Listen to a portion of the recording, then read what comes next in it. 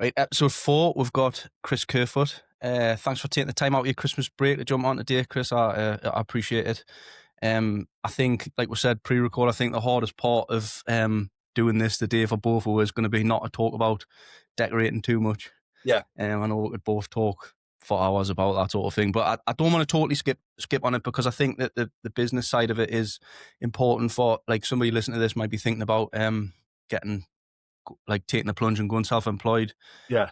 And I think it's important that we do touch on it a little bit, because it might, you never know who's listening, and it Well, might inspire someone. it applies to all trade. Exactly, yeah. Some stuff, it's not just decorating, but some of the stuff, it applies to all trades, doesn't it? Across the board, yeah. So, so just to explain to everyone, like, Chris is no stranger to podcasts. He's got the Brothers of the Brush podcast. That's how I know who he is. I was on his podcast in 2021. That was at the very beginning of, like, my personal development journey. It was very uncomfortable doing that. It was, but I did it. But like I say, I think it was easier because it was decorating, and I could literally talk about decorating for hours. But just how many podcast episodes have you done now? Do you know off the top of your head? Or I think it's about 100. I think 100? current downloads about 63,000. That's amazing. I don't know if you know this, but I read a stat. It was Chris Williamson, actually, who I heard it off first, and then I looked it up again a few weeks ago, because it was a couple of years ago when I heard it off Chris. And it was a few weeks ago I looked it up, and there's like something like 4.5 million podcasts in the world. Most of them don't make it past episode 3. If you make it past episode 10, you're in the top 10%, and if you make it past episode 20, you're in the top 1%. So you're probably in the top, like, 0.1%. I made the mistake. This is for anyone that podcasted. When I started, I listened to somebody to do with podcasting. I listened to a lot. Somebody around corner who does them on sewing.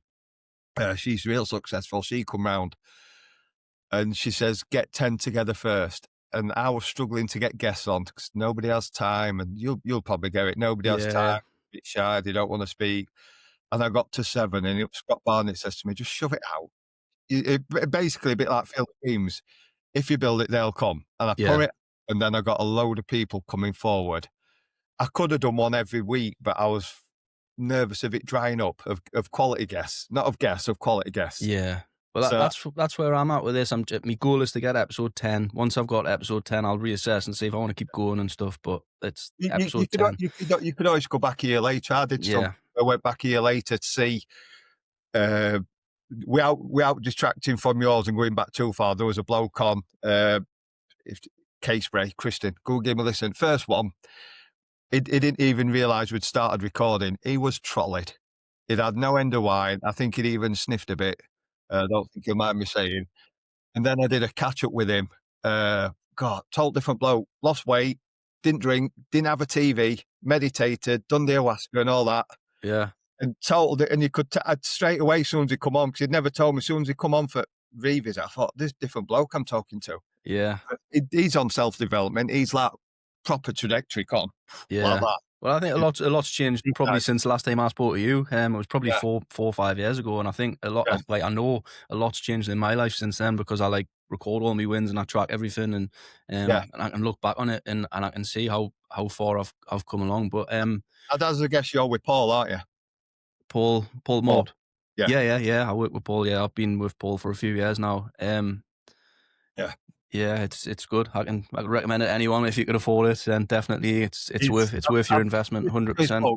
I listened to it really good. I can even tell you where I was working when I listened to his book, and the main thing I remember is cool story, bro. Yeah. Yeah, exactly. Yeah. So what was it that led you to start your podcast? Man, I think my self-development started years ago without being big-headed. I think I was slowly sort of falling into it. I didn't plan it. I was falling into it, and I was listening to stuff thinking, yeah, that's me. I've done that. It's like I'd found my own way. And then when I listen to people, think, yeah, I get what you're saying, but I've done, I've moved. And I started, obviously the podcast came after the Facebook group from years ago. That was my next question. Yeah, that Facebook group, that was, I'll say, because I know it was the first one out there. And I had mental issues at the time.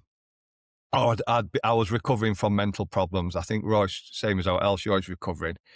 And it was like, that was my therapy, talking to other decorators in the same boat. And then I was talking to, I've got a circle of 3 good friends that are decorators I still talk to, and I'll name him, Polish Mike the donkey, Polish lad, me decor.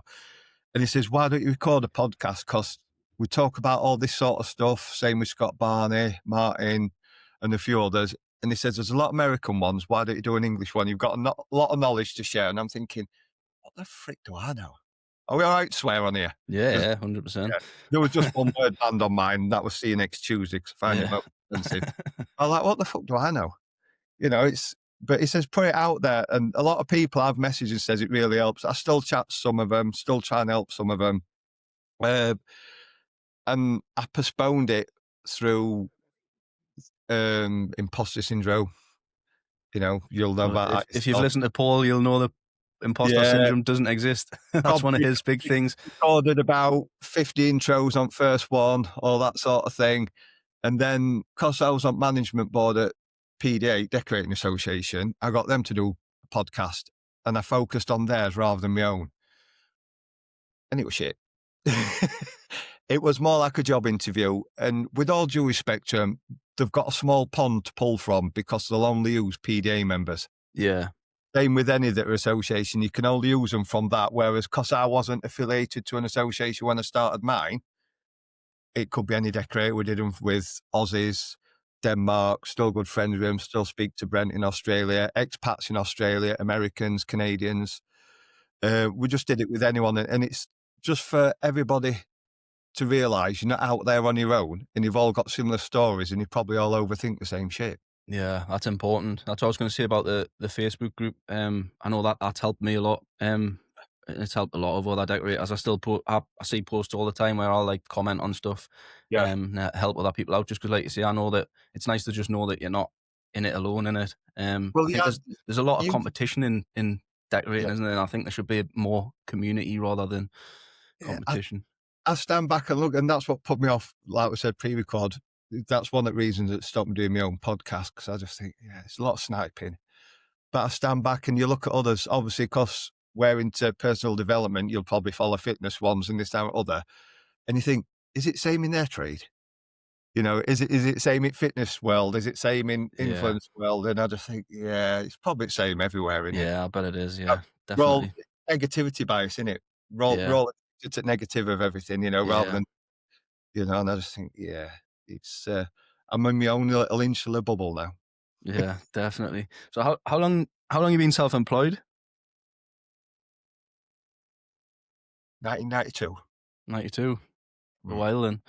Yeah, Um, 30, what is it? 30, when are we? 2026, it'll be 34 years, won't it? 40, yeah, 44 years, is it?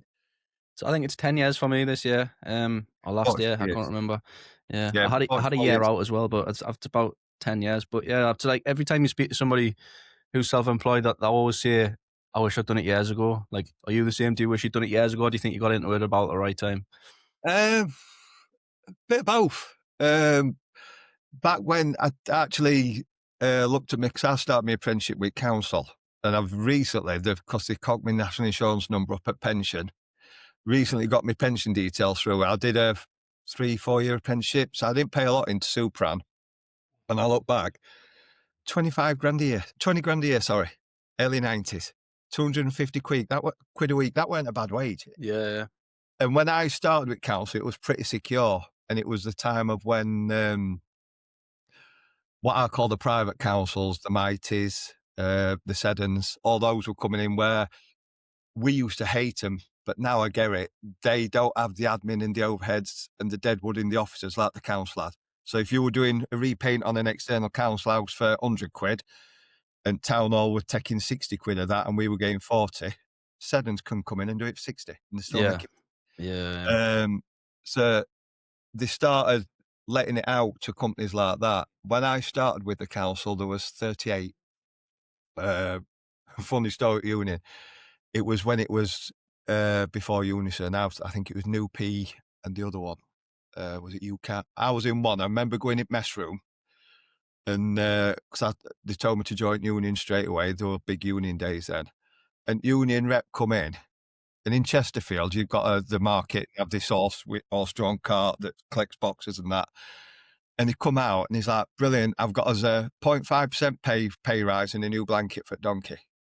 I'm like, fucking what? But what they were doing, and I mean, obviously our apprentice, I never said no, but the old boys were kicking off. And I remember union rep saying, keep your gob shut and just think yourselves lucky there's no more than 8 of you going.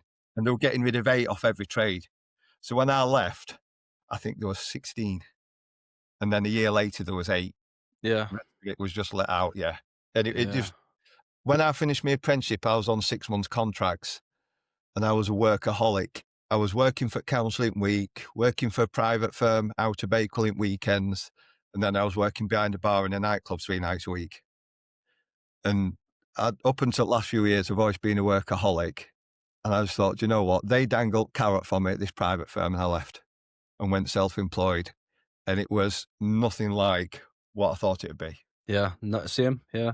Yeah. And you always think it's going to be hard. I think I was under the impression it was going to be harder, and I mean, don't get us wrong, it is hard, but it's not as hard as what I made it out to be in my mind. You know what I mean? It was hard back then. I mean, years ago, you was SC60, 714, SC60s, if I remember right, you had your tax deductors at source, 714, you paid it end of year. And I mean, but you could walk.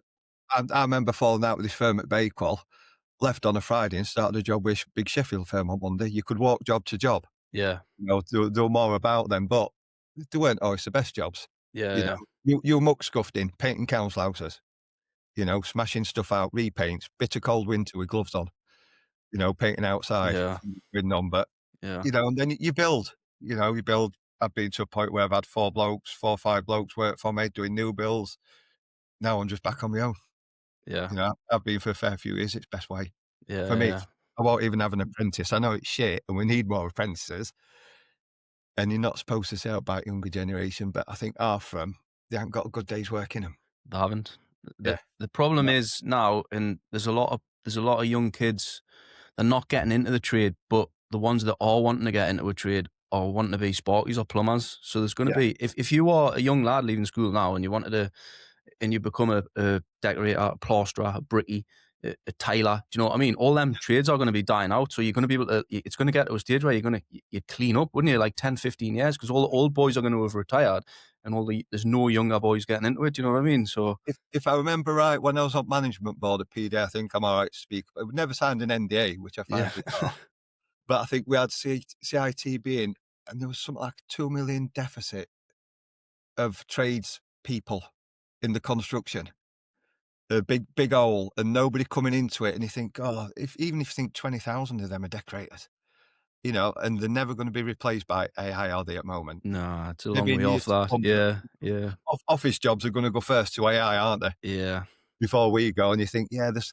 And if you knuckle down and gain your qualifications in whatever trade, there's a good living. Yes, it knackers your body, but so does sitting in a chair at an office. Exactly. You know, and it can be good money. And I think something we all forget is we go self-employed because you're not clock watching and your freedom, and you forget. Freedom's the biggest part for me. Yeah. That was what I was going to ask you next. What's your favourite part of being self-employed? It's a bit of nerves because every time you go and look at a job that's not a regular, I said this to my daughter when she's, I've got a job interview. Every job I look at is almost like a job interview. And we know we're interviewing them as well to see if they're throwing. Yeah. But it's a bit of nerves like that outside your comfort zone. Meeting different people, which I find better doing. I've got mates that love site work, so you don't have to deal with customers. I'd rather meet and chat to customers, you know, and that's the best part and the freedom. So I think I'm having Friday off. You don't even have to tell your customer because I've got an appointment. Little white lie, I've got an appointment on Friday. I won't be in. Bugger off in camp. You know, my other half don't work Fridays anymore. So I'm attempting, this is what, pre-Christmas, and next year I'm attempting January, every other Friday, February, only, all being well, go down to 4 days a week, which I tried 3 years ago and I failed. Yeah. So I got bored. I'm a workaholic and I got bored and went back to work.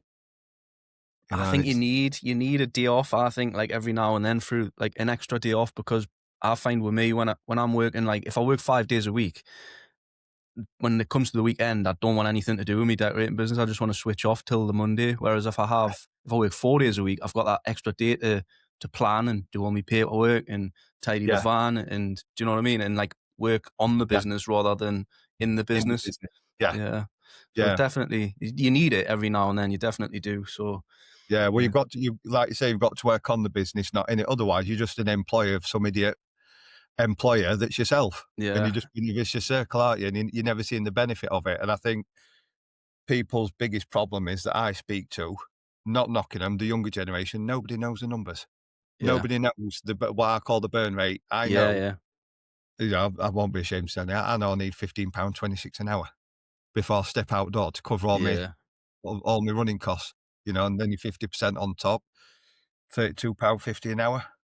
That's what you should be charging upwards, but I've people turn their nose up at it, but they're not my sort of customers. Yeah, I figured that out just not long before I came on your podcast. We discussed it on your podcast, and that's when I found out it was called a burn rate. But I've got a burn rate, and I've got what I call a lifestyle rate, like what I'm not willing to go without, if you know what I mean, like holidays and stuff. Obviously, your burn rate's just for emergencies, in it. If there's like another Yeah, lockdown, or like if you're out, if you I don't know, if you get sick or whatever, and you need to like just cover your bills. But I've got like a lifestyle rate as well, which covers like holidays and savings and everything. Do you know what I mean? Which is yeah, that's what I aim for. I don't like to look beyond that, if you know what I mean. So, yeah. but That's one of that's from a book, which we'll probably go into books later, Rich Dad Poor Dad, where you pay yourself first and then pay everyone. I pay myself 125 quid a week. yeah, And this is from self-development. Every week, I pay myself 100 quid into an account and have a separate card for it. So if we go out at weekend, I'll pay for a meal out of that or what have you. And then 25 goes into a self-care space. And this is just daft things. I don't watch much TV because I've done camper build. I watch a lot of YouTube, so I pay for premium out of that. If I'm passing barbers in town, I think, oh, beard's a bit straggly, and they paying tenner, comes out my self-care. yeah, There's n there's yeah. no shame in looking after yourself, which I used to think. I'm from that generation where it's selfish. It's not. Nah, It's it's not selfish important. It's at all. important. King eats first. Yeah, Yeah, you have to. There's a reason that they tell you to put your own oxygen mask on first, isn't there? Because if you can't look after yourself, then you're no good to anyone else, are you? So I don't it won't show. Mine's up there. I've got an oxygen mask from an airplane hung from my office light, just as a daily reminder when I walk in. Put your yeah, mask on first. that's brilliant. That Yeah, yeah, I like that. So yeah. what do you think the worst part of being self-employed is? Um, I was thinking of doing a daily video on this. Now I don't do a podcast, 5 minutes every week, 101 ways to piss your tradesperson off. Customers, then. Um, yeah, customers, well, no due respect. Quoting and ghosting. Not Yeah, posting, ghosting, quoting. So I had one other week and they were nattering and nattering for a quote. Out of blue, didn't know them. And you can normally tell they don't ring, they WhatsApp. Quote for this, can you give me a quote for this room? I said, how long's a bit of string? So I says, give me a rough size, I'll give you a rough ballpark figure, because I've learnt now to do that, rather than chasing off 2 hours, losing 2 hours, and trying to convince them why they should employ me. I give them a ballpark figure, and they're like, yeah, that sounds fine. So I went round and looked at it following morning, because it was when I was passing it on the way to work. So I called in, had a look. 4 times that day I got a message, have you got that price from me? I got that price. I says, told you I'll sort it out tonight when I'm sat. When I come this morning, I says it'll be this evening. When I'm sat, I'll work your price out, send it across. Sent it across, tumbleweed, nothing. That irritating. At least have the decency to say, don't even have to tell me you can't afford it. yeah, Just, yeah. just have the decency to say, we're going to go with another Thanks, but decorator. no thanks. Yeah, Yeah, thanks, no thanks, but you don't get a kiss me arse, I know. That's one of my pet hates. yeah. Aye, no, I get it. So, I know from like listening to your podcast that you're big on systems and that at work. But have you got any like personal life systems that you live by? Like you was kind of saying before, like the self-care. That's kind of what I mean. Like, do you know what I mean? Yeah, I mean, obviously, I've touched on it a bit, at the beginning. I've had mental issues. I think everybody has issues. I think everybody's on scale. It's like a rev clock. Depends how far around you are.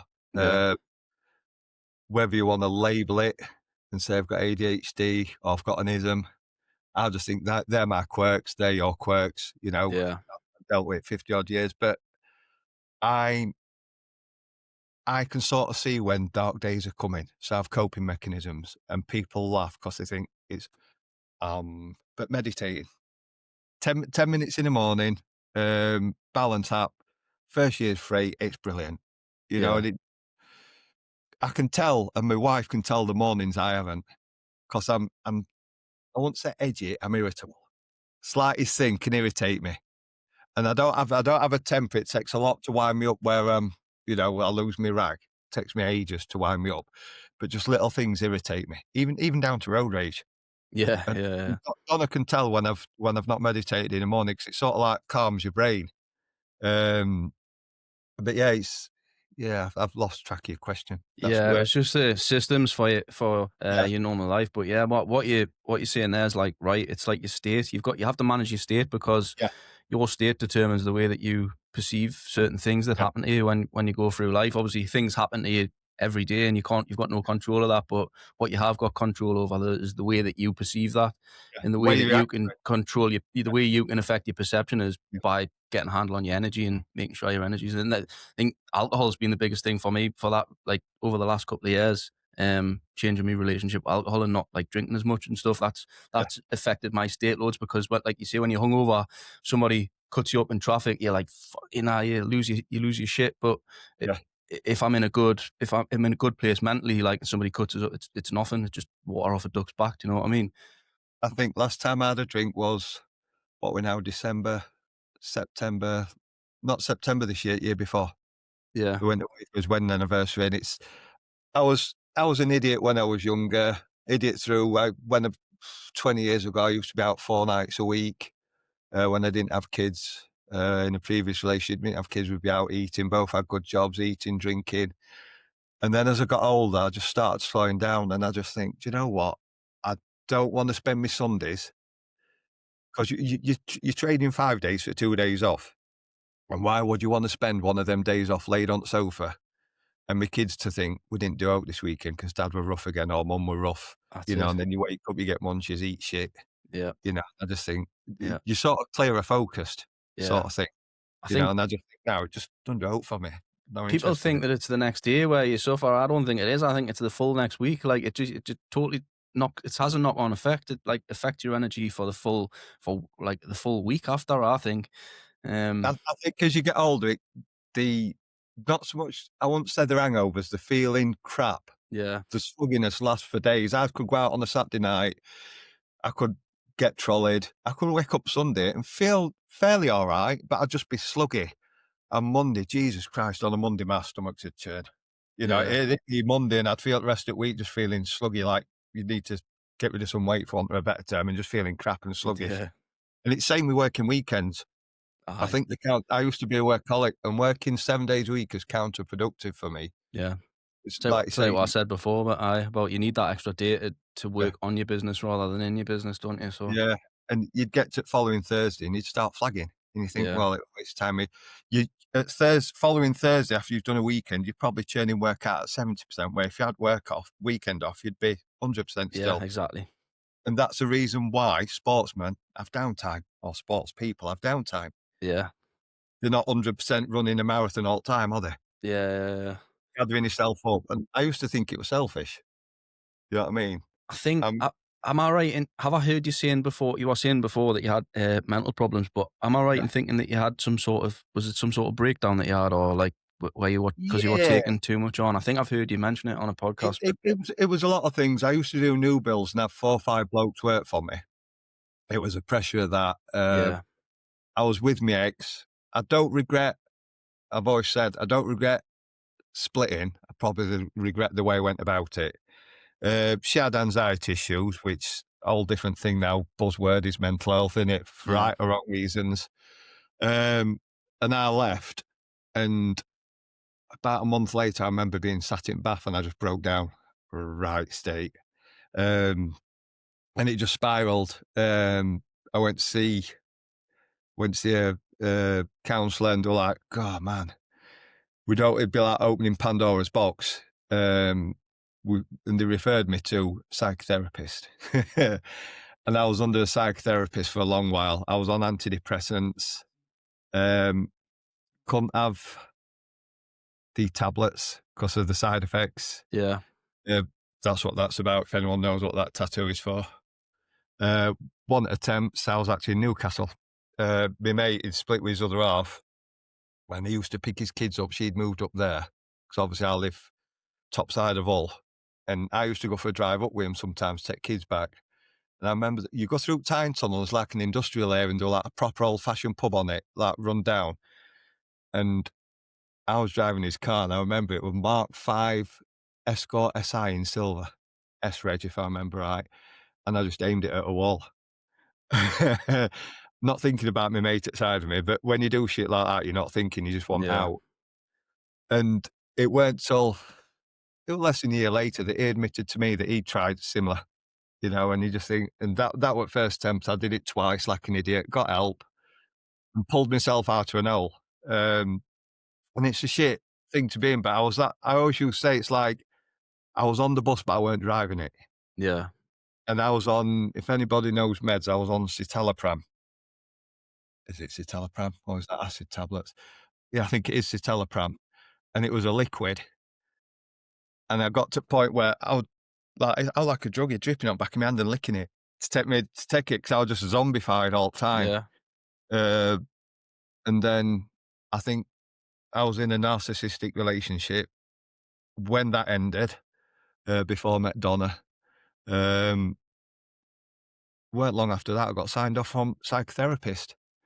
And she actually said at the time, she says, I bumped into her at cinema actually with her kids. Me and Donna were at cinema, and she was psychotherapist with her kids. She says, I shouldn't say this. She says, but I don't think your ex was doing you any favours. She was narcissistic and gaslighting you, because she'd tell me, I think she was having an affair. She denied it. And she'd tell me she wasn't. It was me, my head, So I went back to doctors and they're upping my dose, but yeah, it's shit. And I think everybody has dark days, innit? Yeah. Everybody's got problems. We never know what's going on in people's head. And I think as much as I'm opinionated, that's why I'll bite my lip and not call people online. I'll go off and think, oh, well, fucking ass. Yeah. I won't call them online because I've always said it. I could be that one person that says that one comment that could tip them off at edge of the day. Yeah. And I'd hate to think how that person. So, Yeah. yeah, we all talk about people, we all slate people, but I won't go online and say, oh, you're a fucking idiot, you're this, that, or other, because it might just top up. I don't know what's going on at their house. You know what I mean? It's shit. So how did you eventually get through that then? What was because obviously, like you say, that I don't think the antidepressants work. I'm sure there's been studies actually recently where it shows the placebo works just as well. Do you know what I mean? I've had antidepressants before in the past. I was on sertraline for a while, and I just found that I just felt like I didn't feel depressed, but I didn't feel happy either. I was just That's what I mean. You were zombified. You was on the private. Yeah. You was like in a constant zombie state. Yeah. I came off them. Obviously, I met my wife, had kids. And when you start out as a young family, you struggle and this out other money wise. It was just a few years ago, it read down our, so we got to a point where we're not flash, but we're comfortable. Yeah. And I got myself out of it. And don't get me wrong, you never 100%, but I don't think anybody is. No. If you think anybody's got it all sussed out, it's bullshit. Yeah. Things come, it ebbs and flows, things come and you think, yeah, I could let that get hold of me and spiral. I had I won't say bad episode, rough couple of weeks was about, I was working in York on my own for about 4 weeks. It's about an hour and 15-minute drive. So nearly 12 hours a day I was on my own with your own thoughts and it spirals. And it was around the anniversary. First week in November, around anniversary, and it was about 18 years, so it'd be 2 years ago, about 18 years after I did it. And I just think, get through this week. And that's when I confessed to my wife and told her everything. So she knows now. There's no shame in it. But then last July, it was a bit rough. Nothing going on. I think your mind just starts wandering, doesn't it? And you start, Jesus, thinking, God, am I doing everything right? Am I a good dad? Am I a bad dad? Am I a good husband? And then we went, I think I talked about it on a podcast of mine. at an intro. I remember going to see, had my personal trainer and he started doing, I got him into podcasts. And I remember it was my session with him at gym. I says, Josh, I don't know if I've done the right thing. He says, what's I being open on the intro to my podcast? We was in Ibiza. I always wanted to go meet Mrs. Real posh hotel, one of the best ones there. I was sat there and we're looking out. I just broke down in tears. Says, what's up? I says, what do I do to deserve this? And she's like, you work your bloody bollocks off. You work your bollocks off. You're good at your job. You look after everybody. You deserve it. And she knows me better than anyone. She says, go and get yourself up, Willie, and you'll be all right. And I was, but it was that moment of imposter syndrome. How have we got here to be able to, I think it was year after COVID, if I remember right, 5 holidays abroad we had that year. Yeah. And I'm like, who the fuck are we? 5 holidays abroad. I mean, we have a rule, always go with kids first. And then we normally go, like I said, pre-record, we used to go Turkey with kids clubs and that, 2 weeks, all inclusive, cheap and cheerful. Kids loved it. Now they're growing out of it. And then if we could afford it, we'd have 4 days in September out wedding anniversary where we'd go abroad. We've done Mallorca. Like I said, we're in Ibiza. And it was like idyllic. I didn't rate Ibiza, but the holiday was idyllic. I think Ibiza's overrated, or it is now. I like, who the fuck are we? Who do we think we are? She like I said, she was like, you work your bollocks off, you deserve it. You've got all the systems in check, you do this, you do that, all the bills are paid. Why shouldn't we? Yeah, And then exactly. why should you explain yourself to people? Why you've bought a new car? If you can afford it, but if you can't afford it, it's not to do with them. It's just down to you paying bills, isn't it? Yeah, exactly. I just think Yeah. if somebody gets a new car, good on you. I'm not interested in a flash car, flash house. No. I just want time. I'm more experiences than materialistic. I'd rather have nicer. I was thinking about it the other week. We could probably, once we paid the house off, we could probably upgrade. But why? I'd rather spend that money on my lifestyle. I'd rather, do you know what I mean? I'd rather have an extra holiday a year, or like, do you know what I We're mean? the same. We're ex-council house. We're remortgaged in. 'Cause I never sorted mortgage out from when I split with my ex. Sort of half sorted it out, and I kept ignoring it and detracting from it. And then you get to a certain age, past 50, and you start thinking of shit and realizing what's important. And I sort of have a list for, if there any advice, what I'd give people. I think 50 is a turning point. I'm 53 week on Thursday, New Year's Eve.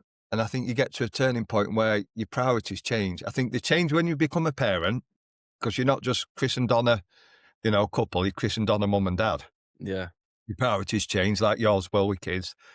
And then I think your priorities change as you get older. And I think you realise time for yourself isn't selfish. I used to think it was. And I was similar to what you are with Paul, I was with another one, James Boardman, man coach. yeah. I know James. James was in Paul's program for a while. To be fair. Yeah, was he? Yeah, Yeah, he's good bloke, is James. And I remember I did the thing with him, like the course, and you had like this pyramid, and it was 3 things: work, family, I think it was four pillars: work, family, self-development, and something else. And you had to put them in order. yeah, And if you put them in order like a pyramid, mine was upside down. yeah, I'd put work at top, because I thought if you ain't got work, you can't afford others. And it yeah, weren't, yeah, it was at the top. And I yeah. think that's where I was going wrong. So now I just make self-care priority. Yeah, definitely. I Yeah. mean, you probably know the same. I think I had that realization when you've probably the same as me. I've worked in some of the nicest houses in the Northeast for some like Yeah.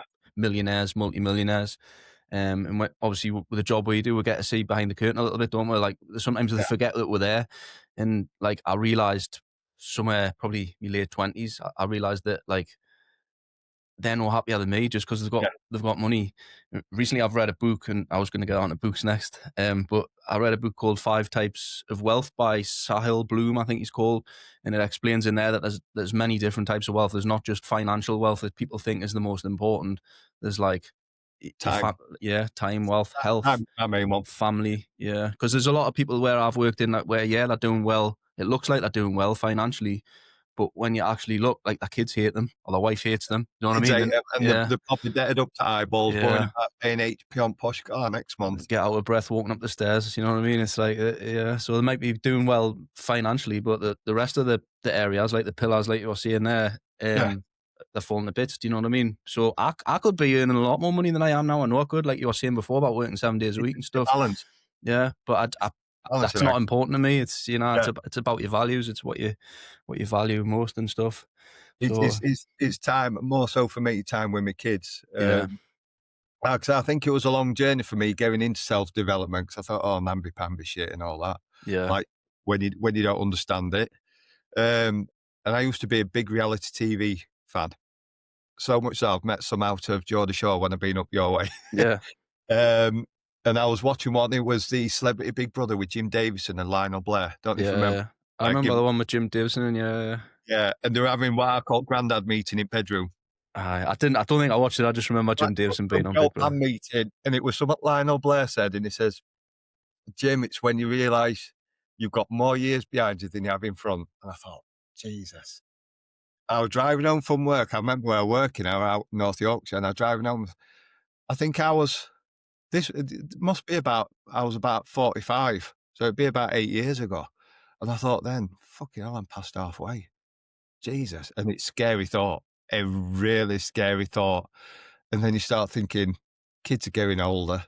And best advice I got when Donna was first pregnant, one of my customers says to me, "Cherish it 'cause it goes quick." And I walked off thinking, "Yeah, yeah, whatever, Yeah, so."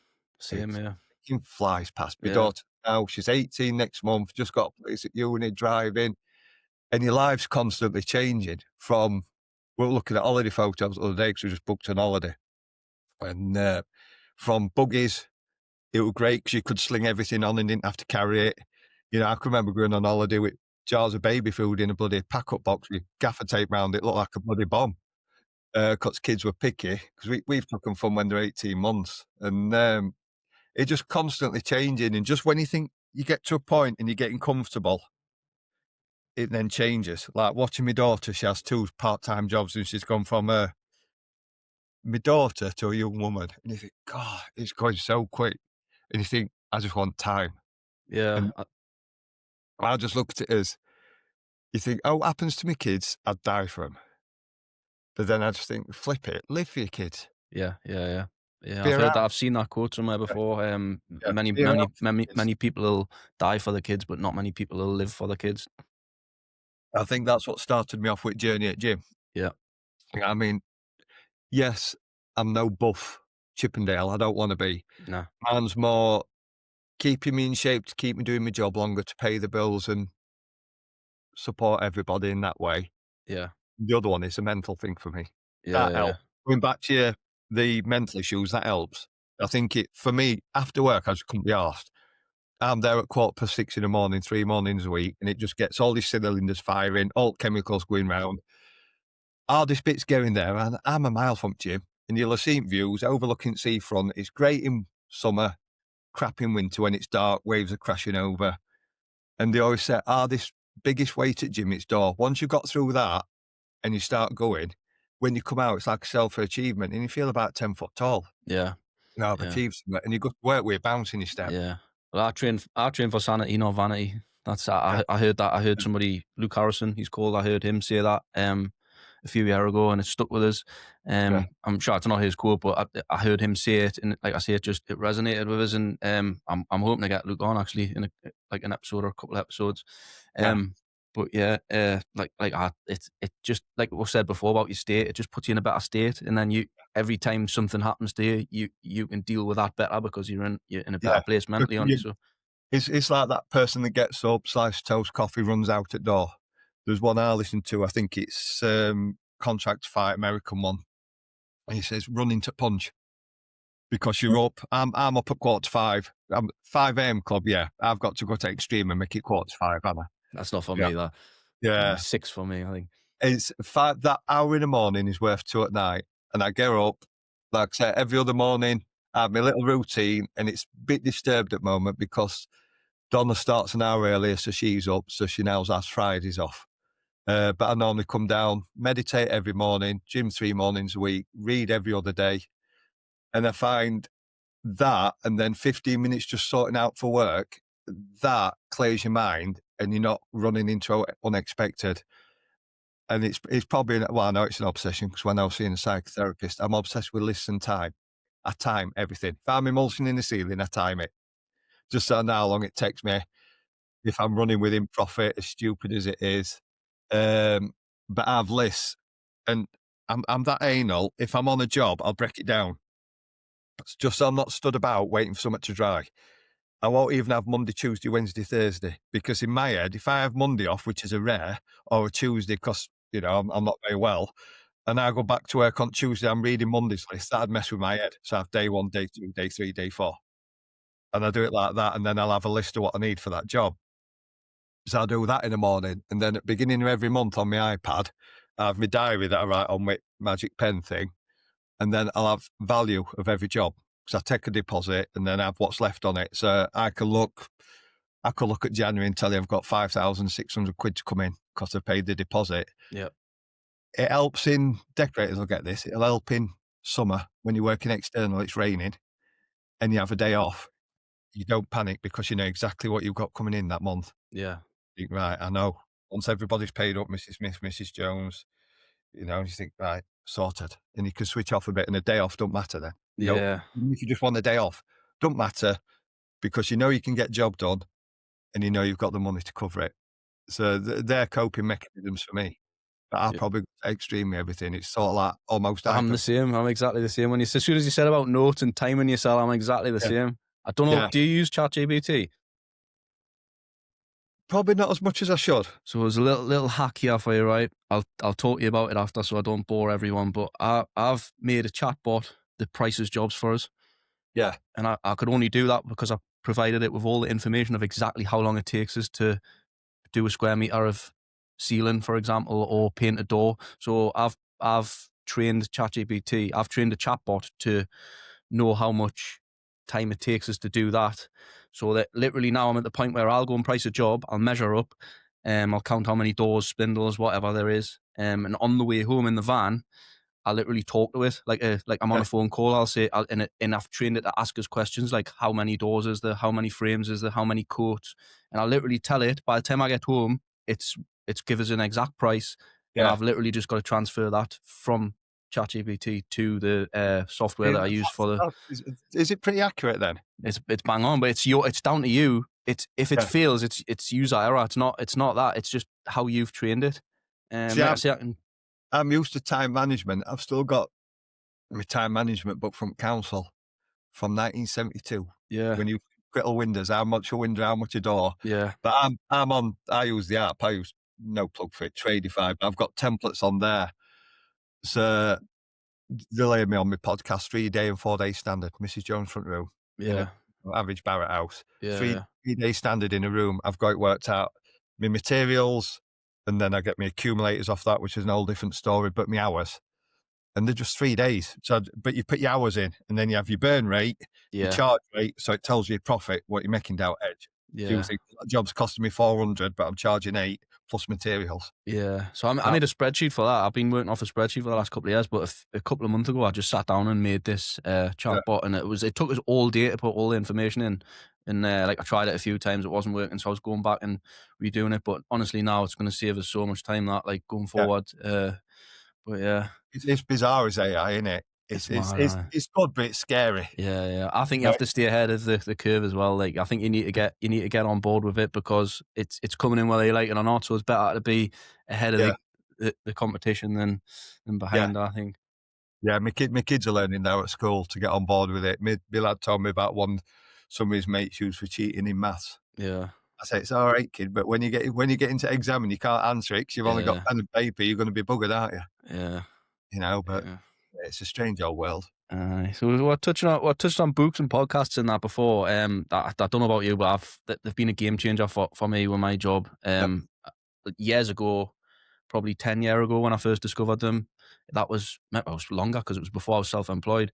But I started listening to them more for entertainment than anything else. I would listen to comedy ones and stuff, and it was just to pass the time when I was at work. I honestly don't think I'd still be decorating if it wasn't for podcasts and books and dustless sandals. If it wasn't for them three things, I wouldn't be a decorator anymore.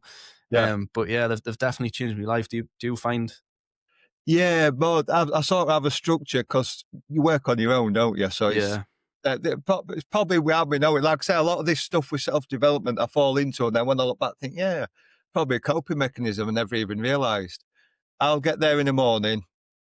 I listen to Robin Sharma podcast on way daily. They're less than 10 minutes and they're every day. That's the 5 a.m. club. Is that the? Yeah. Yeah. Yeah. And any of his books are brilliant. And then I'll normally listen to my phone goes on what it's from his thing, TBTF, Tight Bubbler Total Focus. My phone goes on Do Not Disturb 6 at night till 9 in the morning. And the only people that can get hold of me is my family, bank notifications, because you can't put your phone in another room when you're self-employed. If somebody double rings me, it comes through.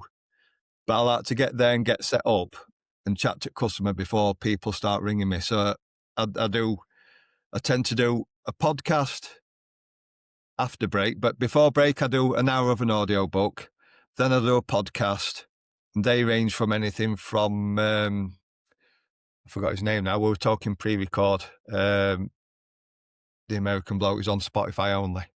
You're banned off everywhere. Joe Rogan. That's the one. Yeah, Joe Rogan. Biggest James, podcast in the world. yeah, James English. I sift through them. And what I find might be interesting. James English, Liam Tufts. Yeah.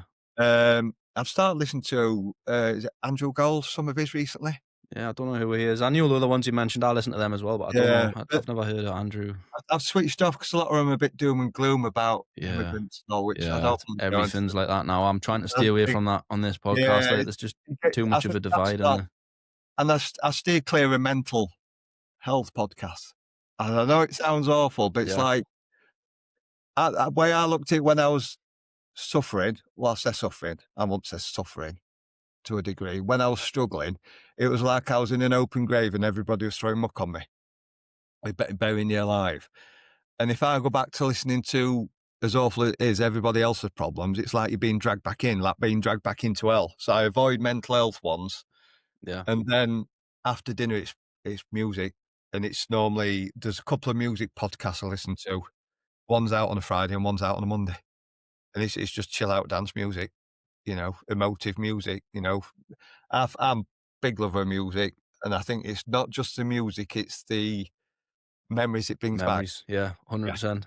Yeah. My kids, someone come on the other day, my kids won't even know it because I think it was some chicane song, and we'd all like, I love this song. So why? Says, I remember it playing on radio on stereo in camper when we were coming down mountains in France, driving down that ravine. I'm like, as if you remember that, I can't. It's like, oh yeah, I remember it. And I think that's tie memories to music, don't you? We've just been. I went to see Oasis a couple of months ago, and I don't even like that. I don't like Liam and Noel. They're arseholes, aren't they? They're arrogant arseholes, but their music's amazing. And I kept getting like those certain parts of the concert where I was just getting like emotional, and I was thinking, what's going on here? But it's because it's memories. Do you think it's a persona? What they put on? Yeah, probably. Yeah. Marketing in it. Yeah. Watched a TV show years ago, and it when they'd had a fallout. And Noel went on. Liam kicked off like a baby, didn't go on. Noel went on, and Noel sung the song. I've never been a fan, and I thought, you know what? He's made a better job of singing it. Yeah. But I've never been a Robbie Williams fan because he comes across as an arrogant arse. Yeah. And I listened to a podcast with him on about 6 months ago, and then wife made me watch that bloody film where he's monkey. I think he spoke about it now. He's had issues, and I think.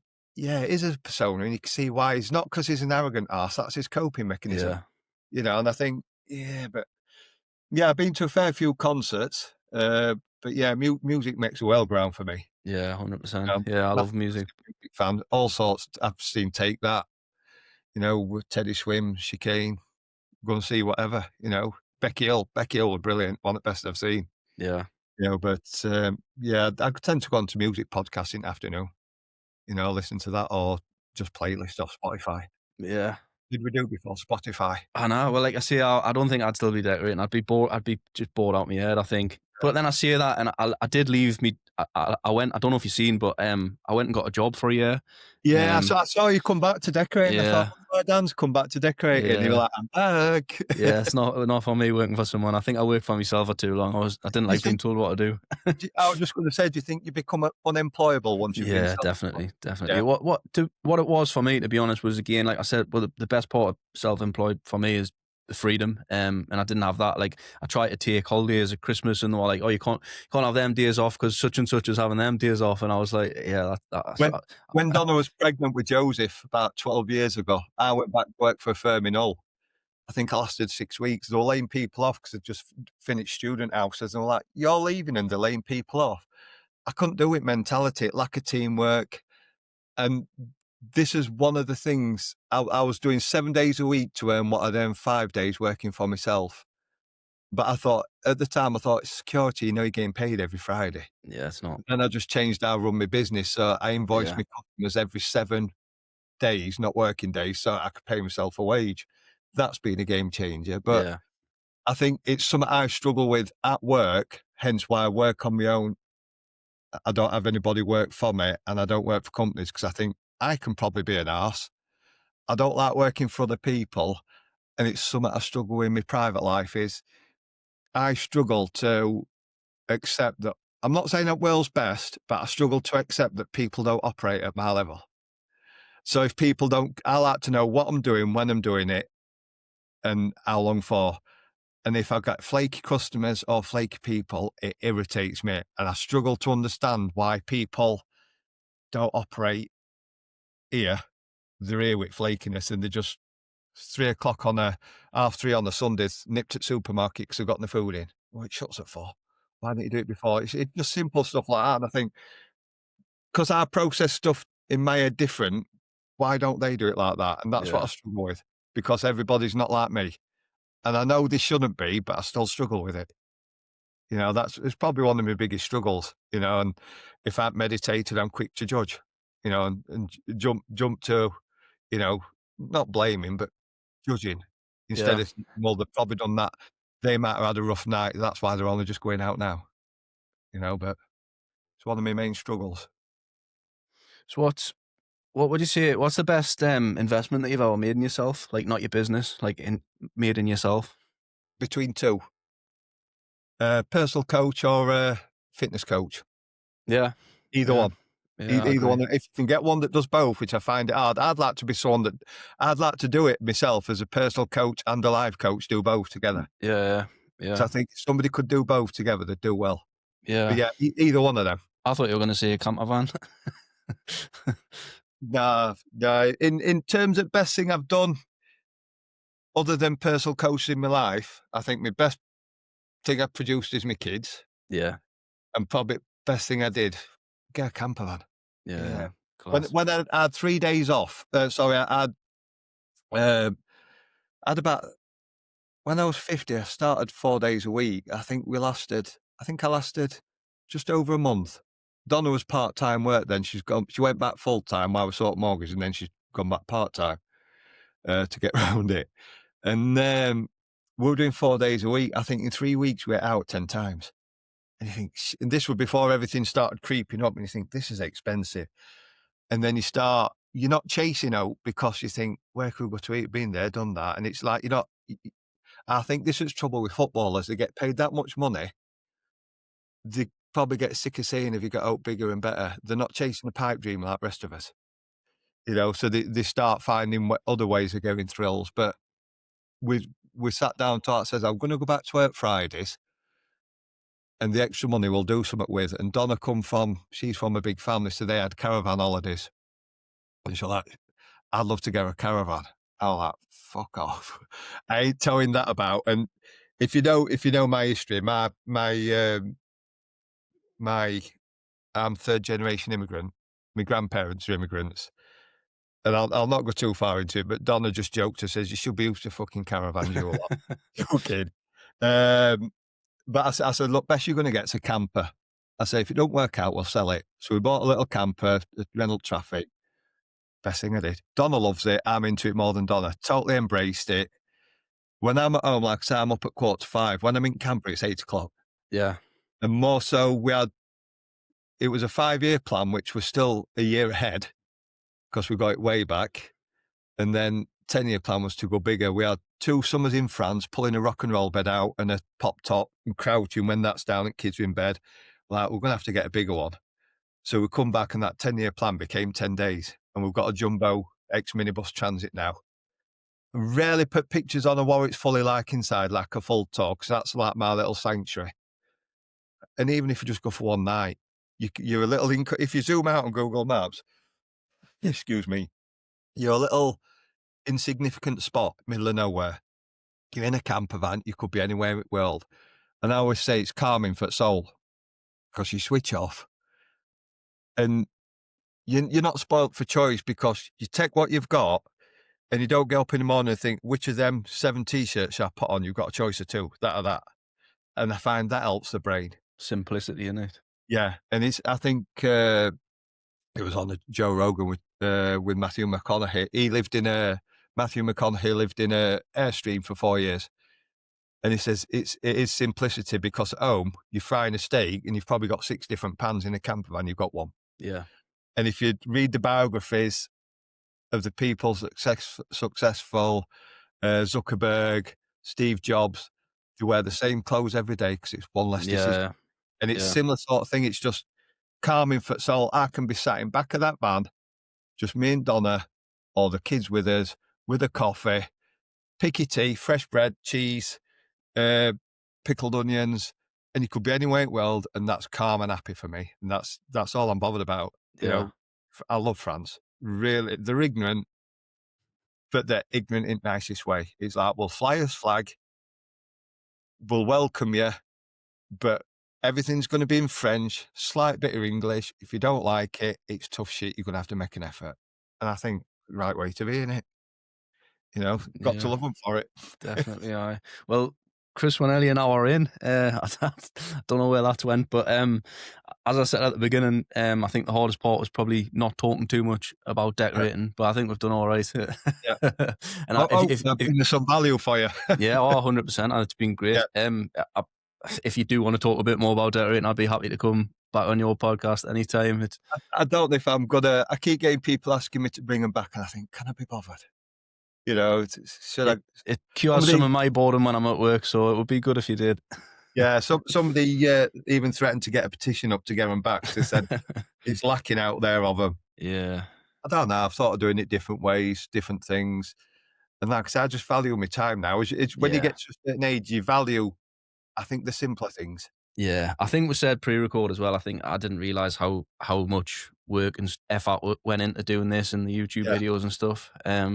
Like I say, I am going to keep doing them. I'm going to get episode 10, but then we'll see how it goes after that. I've listened to your first one when it first come out, and then obviously I've quietened down for work. So when I'm at home, I don't sit and listen to podcasts because I think, well, yeah, I'm with family. But I did watch your vlog the other day. Right. I was up early in the morning. I thought I'll watch that, and it was quite good. For the first one, is your steps ahead of where I'd be. It was very uncomfortable, but it's about repetition, and it's about getting it in and it's normality now, though, isn't it? To walk about filming yourself with camera, but you just feel a plonker when you're doing it. You do feel weird, but yeah. Well, Chris, do you want to? If anybody does want to come and have a listen to your podcast or check you out on social media, do you want to tell anyone where they can find you? It's on majority of platforms. Just search Brothers of the Brush. Can't miss it. Black logo, black and white logo with decorators tools on it. Pretty straightforward. It's easy enough to find. Class. Well, like I said, it's been great talking to you, and thanks for taking the time out of your Christmas break. It's nice to see. It's nice to, not as I'm saying I'm directly influenced you, but it's nice to see other people, for want of a better term, bettering themselves. Yeah. You know what I mean? I've watched you when you did the, unfortunately you had to get flown back when you did your climb thing. Yeah. You know, and I've been watching, I watch people, I watch other decorators that I've known for years that have started out spraying and stuff. I think it's nice to see people growing. It is, I watched your journey and thought, God, he's doing well there. You know what I mean? Like I said, I couldn't even work out what camera we're using. Yeah. There's a big difference, like I say, since it was the last time I spoke to you as well, and like I say, it's been nice to catch up with you after probably 4 or 5 years. Like a bit of a glow about you. Yeah. That's the light. That's because that's the light from the window. Not being awful, but last time you looked like you had everything knocked out of you and you were a bit tired. Yeah, I was. Whereas the lockdown did that. Look healthier, yeah. And we can get onto that. We'll get onto that next time, but we'll wrap it up there now because we're at nearly an hour. But thank you for coming on, Chris. Appreciate it, and I'll speak to you soon. Thanks. Cheers, Dan. You're a star. Bye. Cheers. Bye.